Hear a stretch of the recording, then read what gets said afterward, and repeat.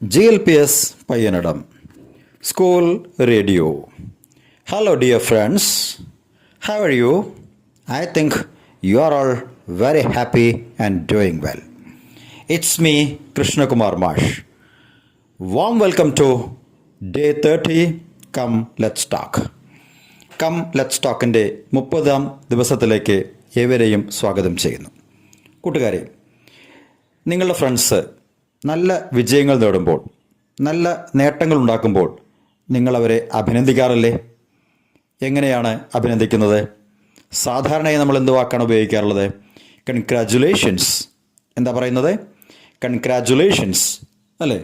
ഇത് നമ്മൾ സാധാരണയായി ഒരാളുടെ വിജയത്തിൽ അയാളെ അഭിനന്ദിക്കാനായി ഉപയോഗിക്കുന്ന ഒരു പദമാണ്. ഇനി നമുക്ക് മറ്റെന്തെല്ലാം തരത്തിൽ നമ്മുടെ അഭിനന്ദനം വിജയിയെ അറിയിക്കാം? ഒന്ന് ശ്രമിച്ചു നോക്കിയാലോ?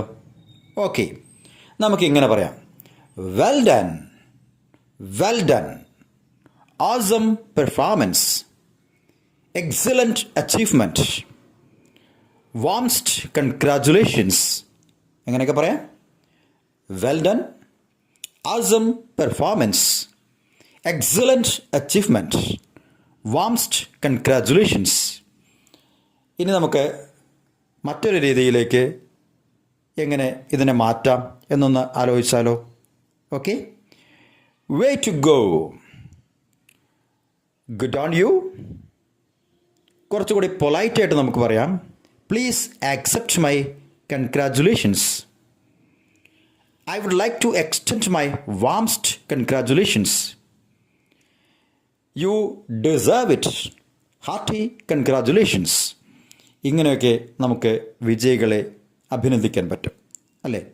എപ്പോഴും കൺഗ്രാജുലേഷൻസ് എന്ന് മാത്രം പറയാതെ ഈ രീതിയിലൊക്കെ ഒന്ന് മാറ്റി മാറ്റി ഉപയോഗിച്ച് നോക്കൂ. നല്ല രസമായിരിക്കും, അത് ഒരു നല്ല അനുഭവമായിരിക്കും നമുക്ക് നൽകുന്നത്. Okay, go and do it.